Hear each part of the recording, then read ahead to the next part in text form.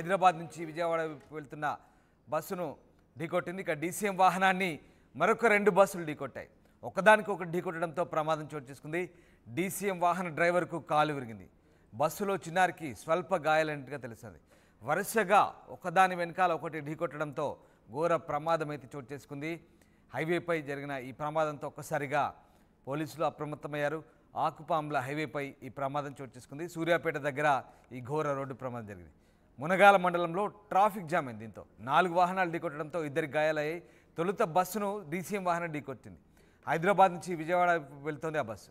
అయితే డీసీఎం వాహనాన్ని ఢీకొన్న మరొక 2 బస్సులు కూడా వరుసగా అక్కడ పూర్తిగా రోడ్డుపై పడిపోవడంతో ట్రాఫిక్ జామ్ అయిన పరిస్థితి. మునగాల మండలంలో కిలోమీటర్ల మేర ట్రాఫిక్ జామ్ అయింది.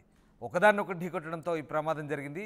డీసీఎం వాహన డ్రైవర్కు కాలు విరిగినట్టుగా తెలుస్తుంది. బస్సులో చిన్నారికి స్వల్ప గాయాలయ్యాయి. ఇక ఈ ప్రమాద ఘటనకు సంబంధించి స్థానికులు ఏం మాట్లాడారు ఒకసారి చూద్దాం.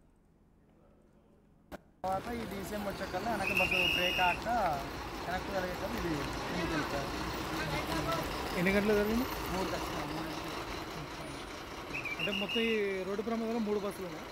మొత్తం 5 బస్సులు. 4 బస్సులు ఒక డీసీఎం. 4 బస్సులు ఒక డీసీఎం. 4 బస్సులు ఒక డీసీఎం. ఎవరికి ఏమైనా అయిందా?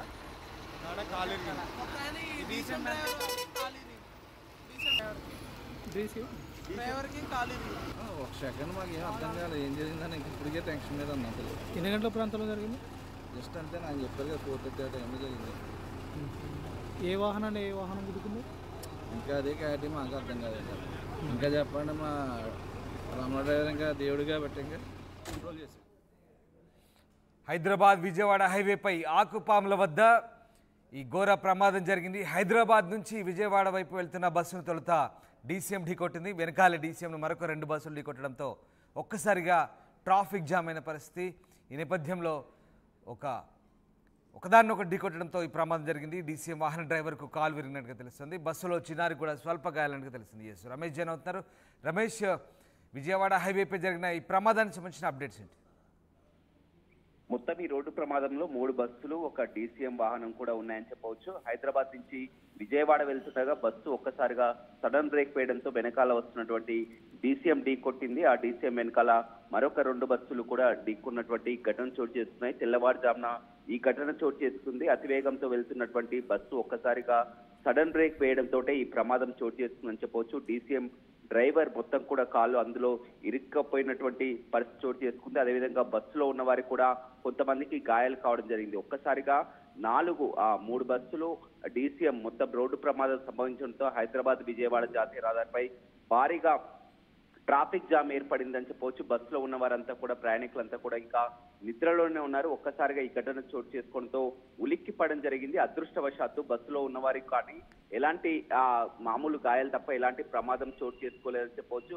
బస్సు ఒక్కసారిగా సడన్ బ్రేక్ వేయడంతో ఈ ఘటన చోటు చేసుకుంది. ఇటీవల చూస్తున్నాం హైదరాబాద్ విజయవాడ జాతీయ రహదారులపై తరచూ ఇలాంటి ప్రమాదాలు చోటు చేసుకుంటున్నాయి. చాలా వరకు రోడ్డు పక్కన ఉన్నటువంటి వాహనాలు నిలిపి ఉండడంతో వచ్చి ఢీకున్నటువంటి ఘటనలు చోటు చేసుకున్నాయి. ఈ ప్రమాదం మాత్రం జరిగినటువంటి తీరును చూస్తుంటే బస్సు డ్రైవర్ ఒక్కసారిగా సడన్ బ్రేక్ వేయడంతో వెనకాల వస్తున్నటువంటి డీసీఎం ఢీ కొట్టింది. అదేవిధంగా డీసీఎం వెనకాల ఉన్నటువంటి మరొక 2 బస్సులు కూడా ఈ ప్రమాదం చోటు చేసుకున్నాయి. ఒక్కసారిగా ఒకదాని తర్వాత ఒకటి కూడా మొత్తం 4 బస్సులు ఒక డీసీఎం కూడా ఈ ప్రమాదంలో ఉండడంతో కూడా మొత్తం ఏం జరుగుతుందో కూడా తెలియలేనటువంటి పరిస్థితి. పోలీసులు అంతా కూడా సంఘటనా స్థలానికి చేరుకొని ట్రాఫిక్ ని క్లియర్ చేశారు. ప్రస్తుతం మాత్రం మొత్తం ఇలాంటి ట్రాఫిక్ లేకుండా కూడా పోలీసులు నియంత్రించినటువంటి పరిస్థితి అయితే హైదరాబాద్ విజయవాడ జాతీయ రహదారిపై కనపడుతుందని చెప్పుకోవచ్చు.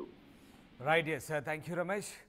తొమ్మిది విజయవాడ హైవేపై జరిగిన ఈ ఘోర ప్రమాదంలో ఒక్కసారిగా ట్రాఫిక్ జామ్ అయింది. డీసీఎం డ్రైవర్కు కాలు విరిగినట్టుగా తెలుస్తుంది. బస్సులో చిన్నారికి మాత్రం స్వల్ప గాయమైనట్టుగా తెలుస్తుంది.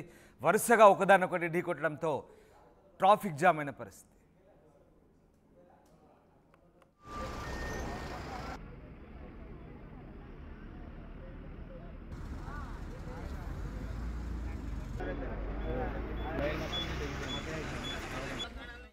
అతిపెద్ద షాపింగ్ ప్రపంచం